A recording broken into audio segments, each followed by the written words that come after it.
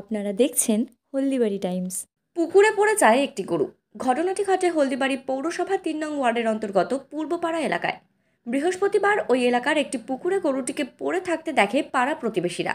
এরপর খবর দেওয়া হয় হলদিবাড়ির দমকল বিভাগে ও হলদিবাড়ি পৌরসভায়। খবর পেয়ে ঘটনাস্থলে ছুটে আসে দমকলের কর্মীসহ পৌরসভার কর্মীরা। এরপর দমকলের কর্মীসহ পৌরসভার কর্মীদের চেষ্টায় গরুটিকে উদ্ধার করা হয়। সুস্থ অবস্থায় গরুটিকে উদ্ধার করতে পারায় মুখে চওড়া হাসি তাদের মুখে।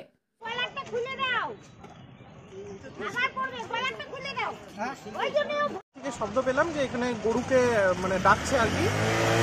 তো তারপরে আমি যখন আমার ছাদ থেকে দেখলাম যে একটা গরু পড়ে গেছিল, তো তারপরে আমি যোগাযোগ করি আমাদের মিউনিসিপ্যালিটির অমিতাভ কাকুর সাথে। তো অমিতাভ কাকু তারপরে ইসেকে ফায়ার ব্রিগেডে জানালো, তারপরে ফায়ার ব্রিগেড এসে এখন রেস্কিউ করছে। কি গরুটা কোথায় পড়ছে? গরুটা আমাদের বাড়ির সামনে পুকুরটার মধ্যে পড়ে গেছে। এখন কি দমকলের কর্মী ও পৌরসভার কর্মীরা এসেছে? হ্যাঁ হ্যাঁ, তারা যৌথভাবে ব্যাপারটাকে হ্যান্ডেল করছে। এটা কোন জায়গা? এটা পূর্বপাড়া ৩ নম্বর ওয়ার্ড। কি নাম আপনার? সৌরভ দত্ত। ওই যে একজন গরু পাড়ারই গরু ছেড়ে দিয়েছিল, তো পুকুরের নাম করে একবারে ছেড়ে দিয়েছিল, এখানে আসি একটু পুকুরের মধ্যে পড়ে গেছে আর কি। আচ্ছা, এটা কোন জায়গা? পূর্বপাড়া। আচ্ছা, তারপরে পাশে উদ্ধার করা হলো? হ্যাঁ, পৌরসভার থেকে লোক এসেছে, ফায়ার ব্রিগেড থেকে লোক এসেছে, মোটামুটি পৌরসভার লোক উঠিয়ে নিল।